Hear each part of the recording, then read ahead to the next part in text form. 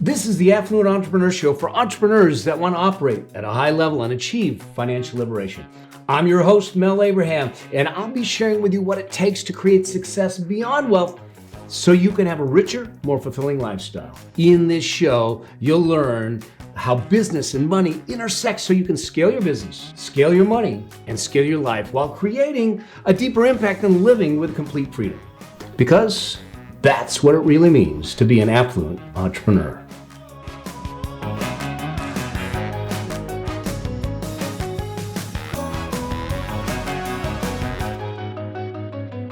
Hey there, Mel Abraham here, and welcome to this episode of the Affluent Entrepreneur Show. And in this episode, we're going to talk about understanding the number for wealth creation. And here's the deal. One of the things that I see all the time is that people don't know where they're going with their money, with their wealth. They haven't figured out the destination. I mean, think about this for a moment. You decide that you want to take a road trip, but you're not sure where the road trip goes. You're just going to jump in the car and start driving. Okay. Now, it could be a really cool adventure because you have no idea and it's just exploring, but that's fine for taking a road trip adventure. Just see where it goes. But a just see where it goes attitude and mindset with your wealth and your money and your financial future, your financial liberation, your financial independence, yeah, not a good strategy. Okay. So because here's the deal. If we don't really have an idea of where we want to get to, where we need to get to, what's our goal, what's our desire, what's our target, we can't create a plan that's going to get you there. We can't map it out. You know, the other thing that happens is that if you're not sure where you're going, you don't ever know when you get there. And it reminds me of the time that I had that bike accident. I've told this story before, but you know, in 2009, I got in a really bad mountain bike accident and flipped my bike because a shoelace got stuck in the chain, and I clipped the front brake, flipped the bike, came down on my head, out cold on the concrete, and ended up with a grade 4 concussion, and to the point where I was stuttering. It was hard for me to speak. I had no feeling on the right side of the body, and I had a dear friend come by and say, I'm going to take you out. I'm going to get you out of the house, as I was going through the healing process and the rehabilitation process. And so there I was with the neck brace on and all that. And we go to one of our favorite pastrami shops when I used to eat pastrami. And he was sitting across from me and he said, how much is enough? I go, what are you talking about? He says, no, how much is enough? I said, I'm not sure I understand what you're asking. He said, here's what I know. This accident that you had was because you were angry, you were distracted, you were running, you were on the treadmill, and you just feel like you need to keep running. When will you know that it's no longer time to run? How much is enough? And it finally hit me. See, the reality is I didn't have, back then when that happened, I didn't truly have a definitive number. I didn't truly know what my destination is with my wealth, with my money, with my financial future. I didn't know what that was.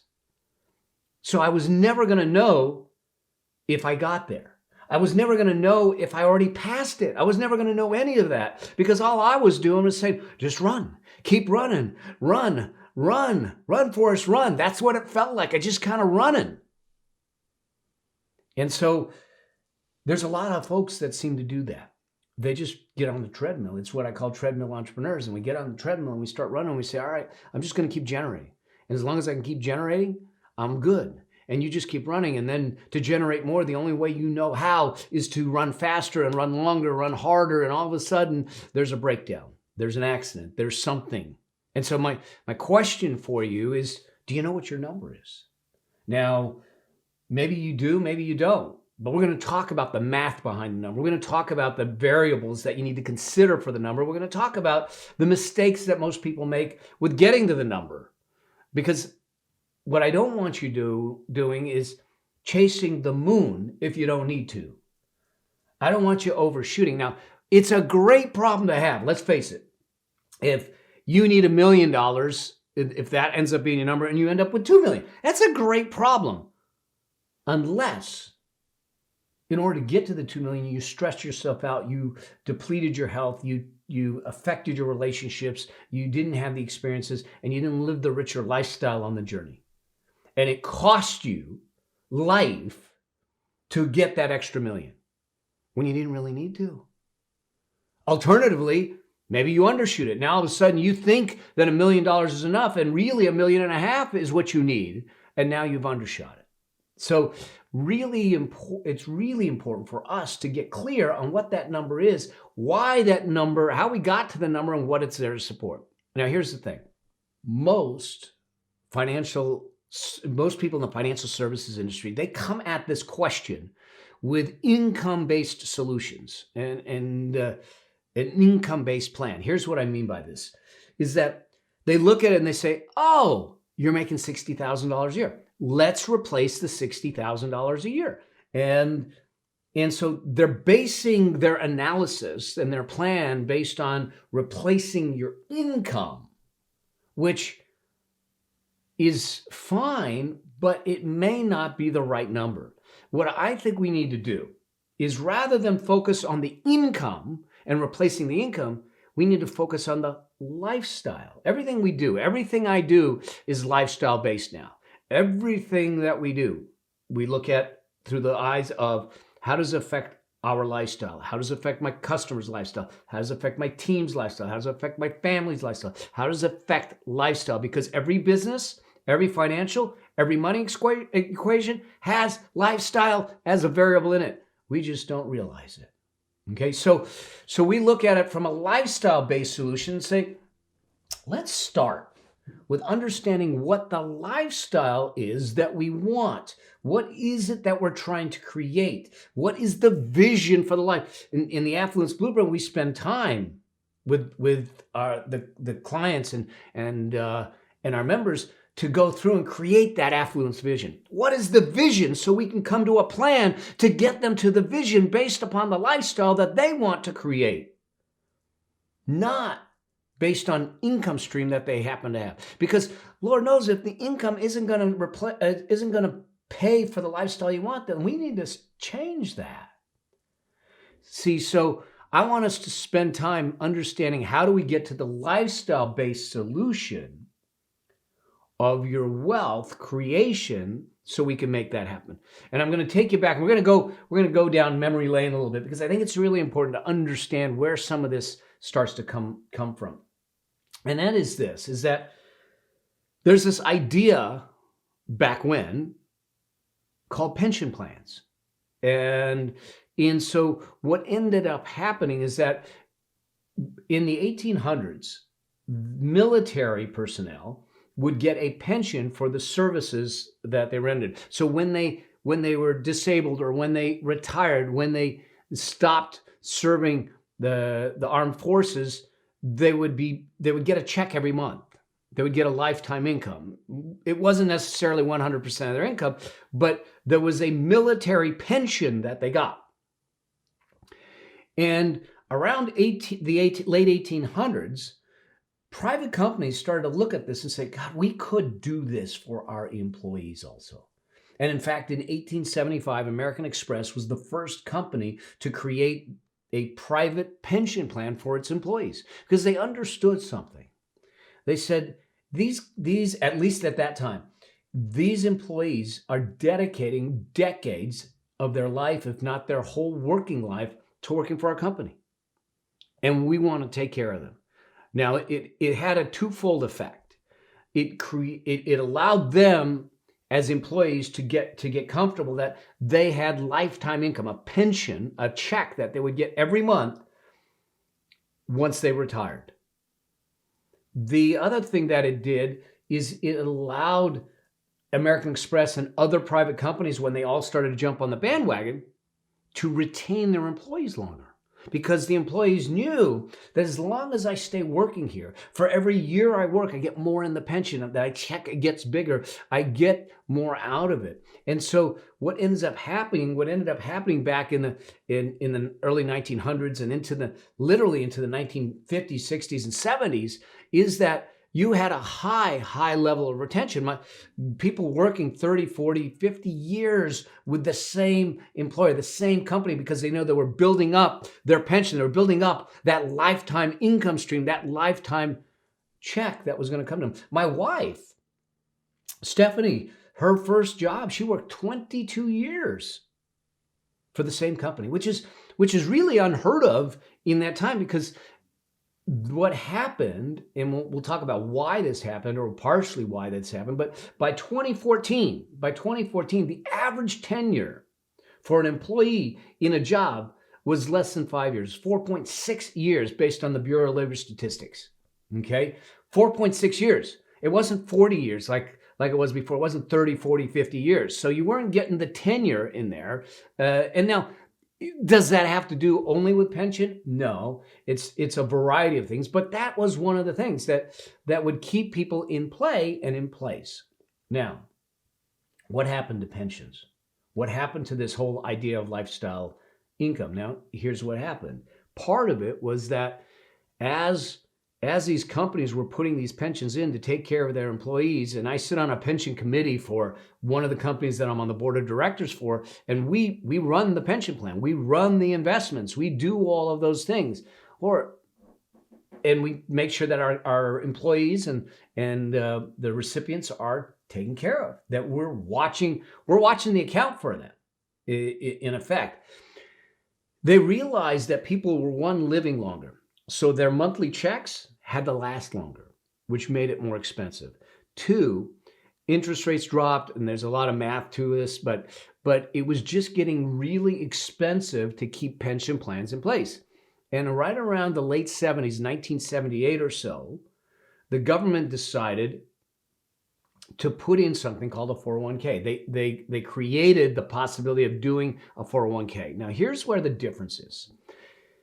One, the pension plan is what we call a defined benefit type of plan. In other words, it says to the employee, it says to you, it says to whoever is the participant, it says, you're going to get a specific benefit at a specific date, and you're going to get that benefit every month from that date on.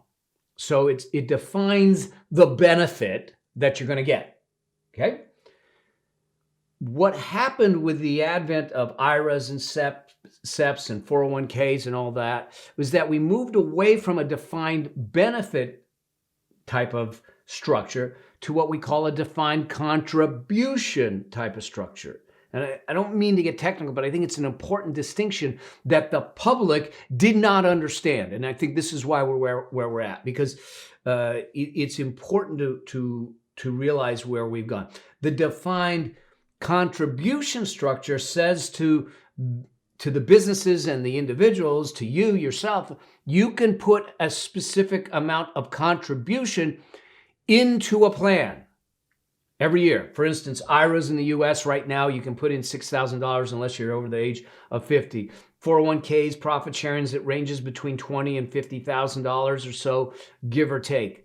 So they say to you, you can put that much in, and it's up to you. It's an optional thing. You put the money in, and that's it. Here's where the problem lies. One, a defined contribution, a 401k and IRA, you're just putting money in.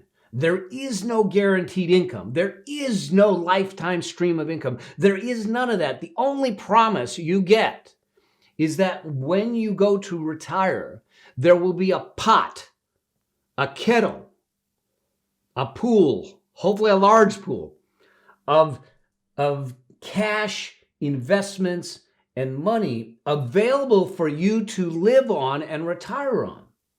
The problem is that pot, that kettle, that pool isn't enough to cover your lifetime of income. In fact, a recent study that was done by the Wall Street Journal said that effectively those people that have head of households between the ages of 55 and 70, the balance in their 401k plan is only enough to allow them to provide them about $8,000 a year in income.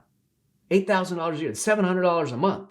It's nothing. It's very, very little. And the problem with that is because, one, it wasn't properly funded. Two, it wasn't properly funded primarily because it was not properly understood that it was a contribution-based plan and not a benefit-based plan. And people didn't understand it. Here's what caused this issue, I believe, and this is my take on it, and we're going to get into the math behind what you need to do to make sure you have the right number. Okay, and I'm going to give you a tool to make it easy to come up with. But here's what happened.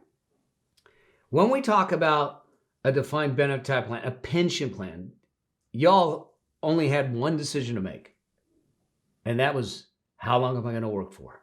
Because the company themselves would contribute to the plan on your behalf based upon the number of years of service that you had. Like they would say they would contribute 1.5%.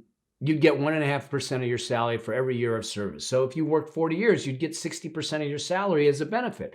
So your only decision was how long you're going to work and when you were going to retire, because the company would set up a pension plan committee, just like I'm part of, to manage the investment portfolio, to manage it, to make sure that the money is there for you to retire on and have that lifetime of income. So you only had to make a decision of how long you're going to be there, and the investing decisions and the management decisions and all of that was taken care of somewhere else. When they brought in the IRAs, when they brought in the 401k, when they brought in the contribution types of plans, what happened is now you had a lot of decisions to make. The first decision is, do I participate? The second decision is, how much do I participate? How much of my salary or my income am I going to put in there? Then you sit back and say, okay, I'm participating. Where do I invest it? How do I invest it? What do I invest it in? What's a good portfolio? What takes on more risk? What doesn't take on more risk? And then you have to ask another question. How long do I invest it for? And what happens when things change? All of a sudden you have children or you have grandchildren, or instead of being 20, 30, 40 years old, you're now 50 and 60. How do you change the investments? All those decisions landed in your lap or into the public's lap. So now all of a sudden, instead of making a single decision of how long you're gonna work, you had to make all these other decisions to make sure that your plan had enough money in it to make that happen. But they never told us that. We never realized it. We weren't educated in it. I remember when I first left college, I went to work for one of the downtown Los Angeles consulting firms. And HR came in and gave us all the forms, and I had to choose things. I had to choose which medical plan I wanted to be on. I had to choose my 401k investments. I had to choose how much I was going to put in, what they were matching, all that stuff. I was a college grad. I didn't know. And there was no training. There was no education. There was no pathway. There was no hand-holding to allow us to learn.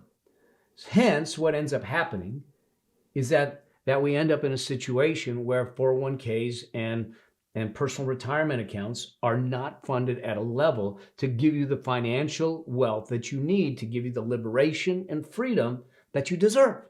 Okay? And remember, this is all about how do we scale our money so we can scale our life. And so that's the backstory of where we are. But now, with companies not doing a defined benefit pension type of structure, it does rest on our shoulders. It does land in our lap. It is our responsibility to make sure that our wealth creation plan works for us, that it's a lifestyle-based plan to make it happen. Now, having said that, here's what the financial services industry will tell you. And I'm going to walk you through some math, and I'll do the math for you.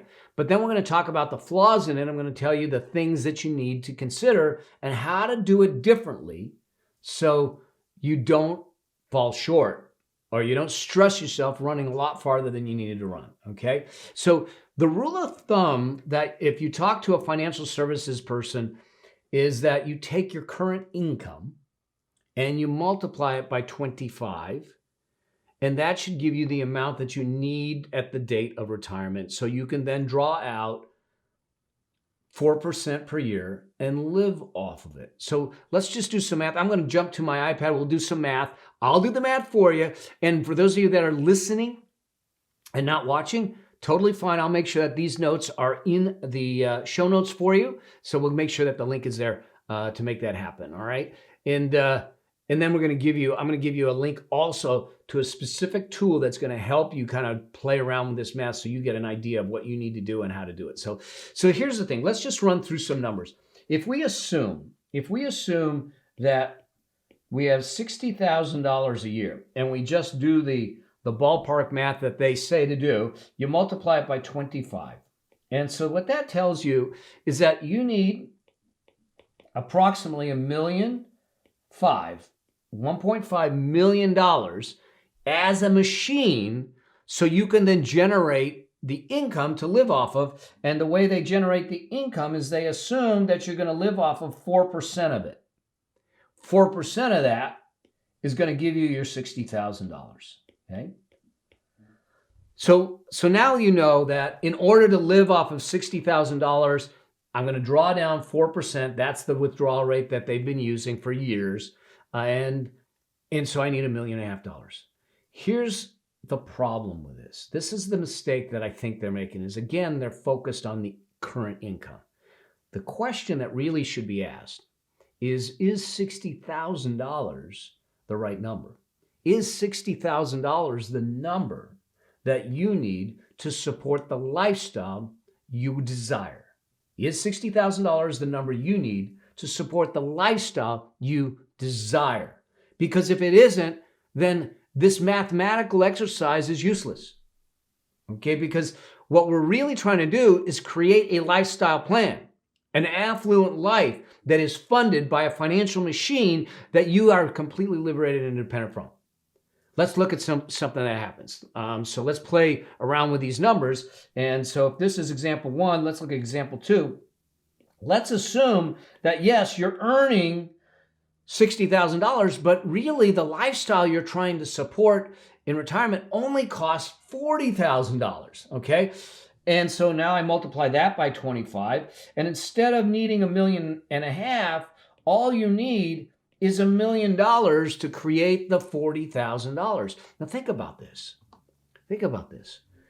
If we don't understand the lifestyle plan, what ends up happening is you're chasing $1.5 million target when you really only needed to chase $1 million target. Now, great. You get $1.5 million bucks. It gives you flexibility, but not at the risk of your health or the sacrifice of your health and that type of thing. I just want you to be conscious and aware, intentional with what you're doing and know what that number might be. And look, if all you need is $40,000 a year to support the lifestyle, which means you're going to work off of $1 million number if it's a 4% drawdown, then and you end up with $1.5 million, you've got room for margin of safety, which is a great thing. But I want you to be able to do that consciously and not arbitrarily. Okay, let's look at it the other way. What happens in the other way if we go in example 3 where we turn around and say, instead of $60,000, maybe I'm earning $60,000 right now, but when I retire, I want to travel a lot more. Like my wife and I, we travel a lot, but we want to travel a lot more when we retire. So maybe instead of $60,000, it's going to cost me to live $70,000. So 70,000 times 25 equals $1,750,000. Okay. So once again, if we look at this, if I'm playing the game based on a $60,000 number, but I need to live the game based on a $70,000 number, I've got a $250,000 gap here that I wasn't aware of. Okay. So what we really need to do is understand the lifestyle that we're trying to create and the price tag on that lifestyle so we can then figure out what the size of the machine is that we're trying to create to make that lifestyle happen, to give you that liberation, to give you that freedom to know that you can live the lifestyle. Now, I'm all for building it as large as you want, as long as it's conscious and you're not just running for the sake of running, that you're not on the treadmill going, I'm just going to keep going and keep going, keep going and see how big it can get. At what price? How much is enough, as my friend said? How much is enough? So let's look at the things that I think are missing in this formula that they use, because I think that there's some things to consider in how we do this.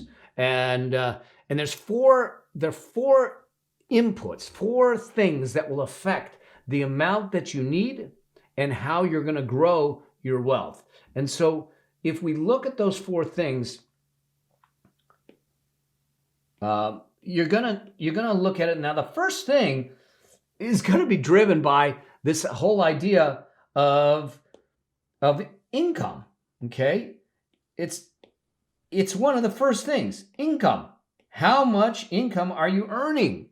Now, let's be clear. This idea of income, I'm talking about not just your gross income, but the expenses. What are you spending on lifestyle so we know what's left over? So we need to know what that income is to really start to make that happen, because income is one of the key components to building wealth.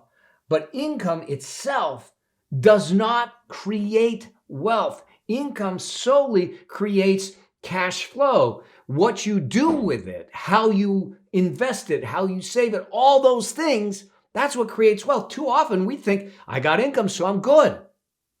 That's not the case. That's not the case. There's plenty of people that make a lot of money and they got nothing to show for it.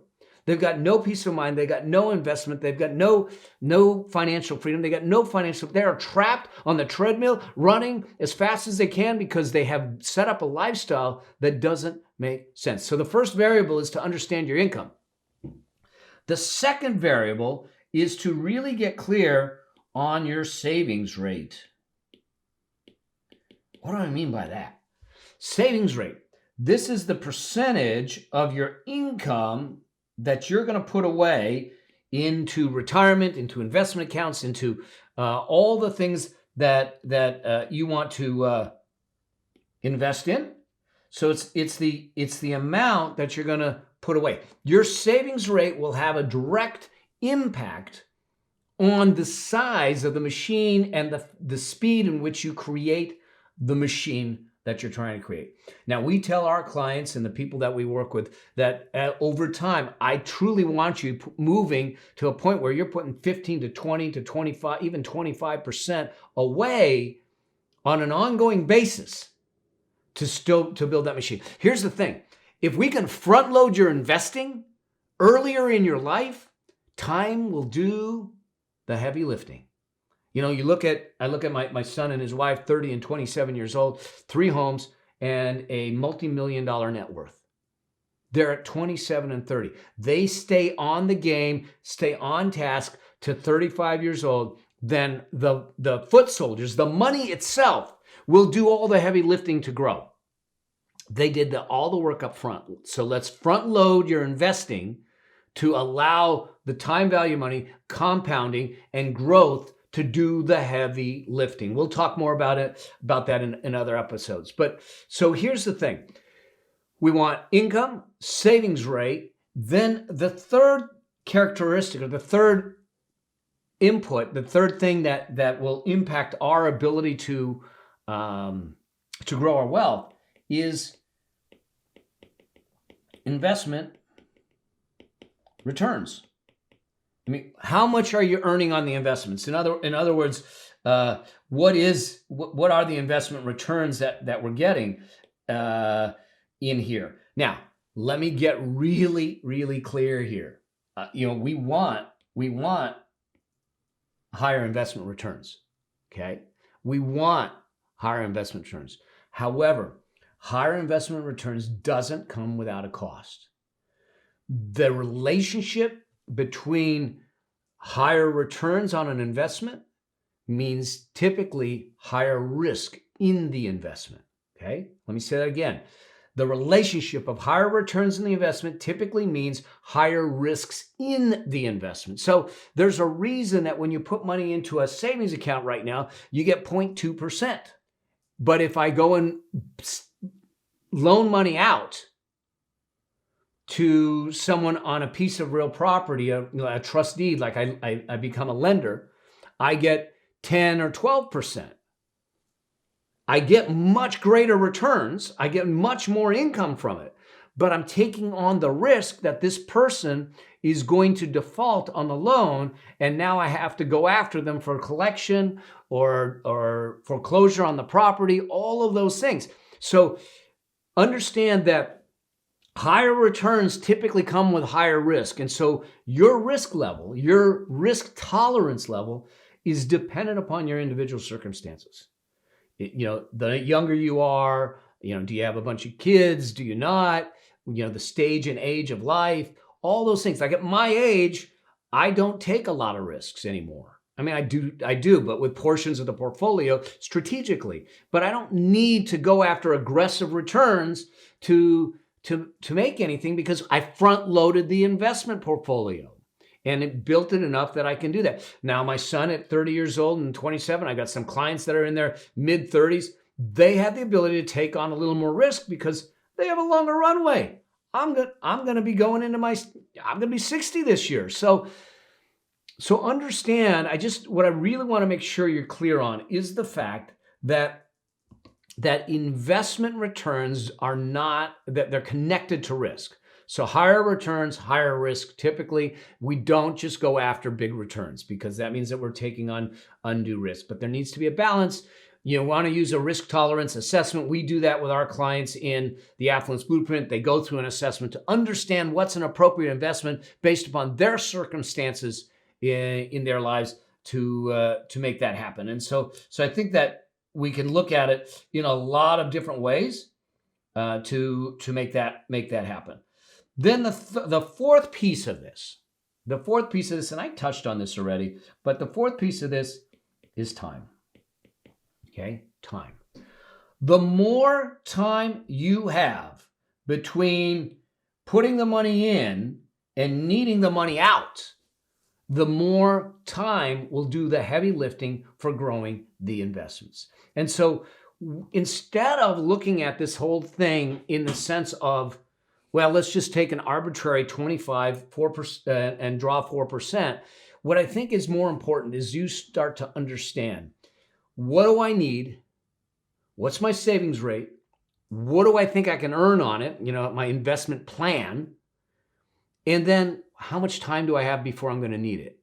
And when we do that, we can start to look at things in a way that we can interpret it. Now, I have a tool that you'll get access to. We'll put the links in the show notes, called the Lifestyle Wealth Calculator. It's to allow you to put some of these inputs in.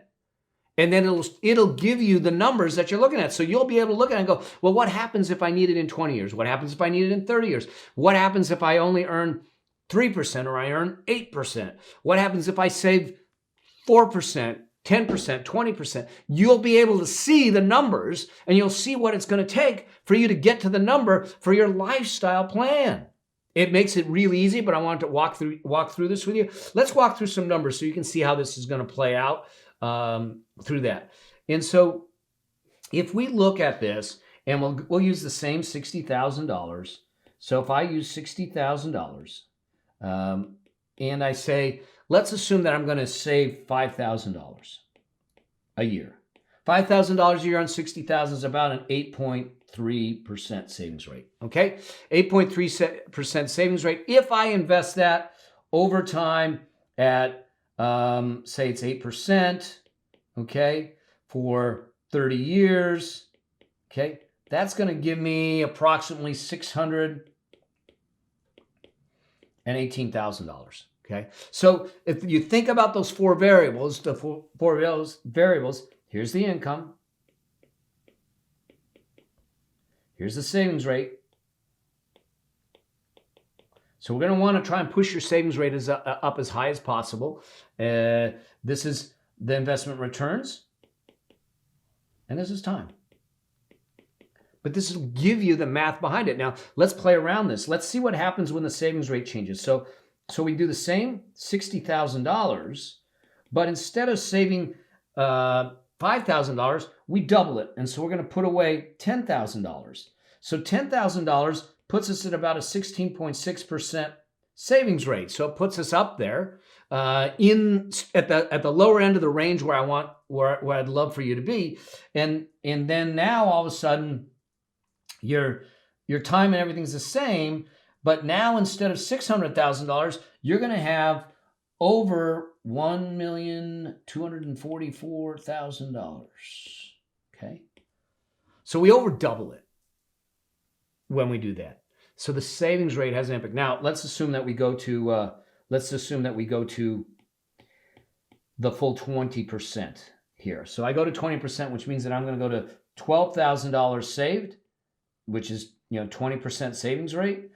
That's going to get you, instead of 600,000, instead of 1.2 million, it's going to get you just shy of 1.5 million. So it's going to put you about 1,490,000. Okay. Point being is this: you see that if I change any of these things, my income, my savings rate, my return, or my time, it will change what we end up with over time. This is the way we need to do the math. Now, like I said, you don't need to do the math the way I did it, and I've got something that will do the math for you, and we'll put the link in the show notes. But my point is this, is that it is important for you to understand. It is important for you to get clear on what your lifestyle plan is, not your income plan. From the lifestyle plan, we bring it backwards and say, what's the income we need? What's the savings rate, the income, the returns? How do we get to the number that we're trying to get to? Because when we get to that number, we build a machine that can support not an income stream, but support the lifestyle through the income stream we need to make that happen. Hopefully this makes sense to you. All right. So hopefully this you found this valuable. If you have questions about this, because I know I did some math here, and some of my sessions, some of my episodes are going to be a little more technical and things like that. I get it. But here's the deal. Your wealth, your financial freedom, your affluent life is on the other side of that math equation. I will help you with the mathematics. I will help you with the numbers part of it. We'll get you through that. But here's the thing. No one else is taking care of your lifetime income other than you anymore. And I don't see at this point that we're going to be seeing pension plans coming back into the game again. Social Security in the U.S. is a pittance compared to what you're probably going to need if it's even available. So here's the thing: it's getting the reins back. It's taking control back, and the first part of taking control is getting the awareness and the understanding of what that number is, what it looks like, so we can put a proper plan in place to make that number happen. So to carry this conversation further, do me a favor. What I'd love for you to do is join our Affluence Entrepreneur Facebook group. We'll put the link in the show notes. You can go to melabraham.com/group and join that group. This is where we have sane, safe conversations around richness, money, wealth, business growth, and life in general. So we can have real conversations about people that are making a difference by being affluent entrepreneurs, people that are having an impact so you can live that richer lifestyle but have a deeper impact at the same time, people that want to live with complete freedom and not be subjected to any kind of other things other than the definition of life for them. They don't want to be put into limitations. So let's have real conversations. Let's have a great community of that, and that's what we're doing over there. I get in there, I do lives. So join me in that community, the Affluent Entrepreneur Facebook group. Also, we'll put the link in the show notes. Plus, we'll put the link in the show notes for the Lifestyle Wealth Calculator. And I look forward to seeing you, continuing our journey, continuing the conversation as we move forward. And if you have questions or something comes up or something in your life, money, debt, this and that, post the questions. Let me be your guide. Let me help you. Let me help you move forward. And some of those questions I'll answer in the group. Some of them, we'll bring them on the show and we'll do Q&A shows. And in some cases, I'd love to bring some of you on the show and we'll do some real-time mentoring, coaching to help you through. All right? In the meantime, I look forward to seeing you in the next episode, hearing from you and having the conversation. Keep living an affluent life. We'll talk soon. Cheers. Bye. Thank you for being part of the Affluent Entrepreneur Show with me, your host, Mel Abraham. If you want to achieve financial liberation to create an affluent lifestyle, join the Affluent Entrepreneur Facebook group at melabraham.com/group. And I'll see you there. Cheers. Bye.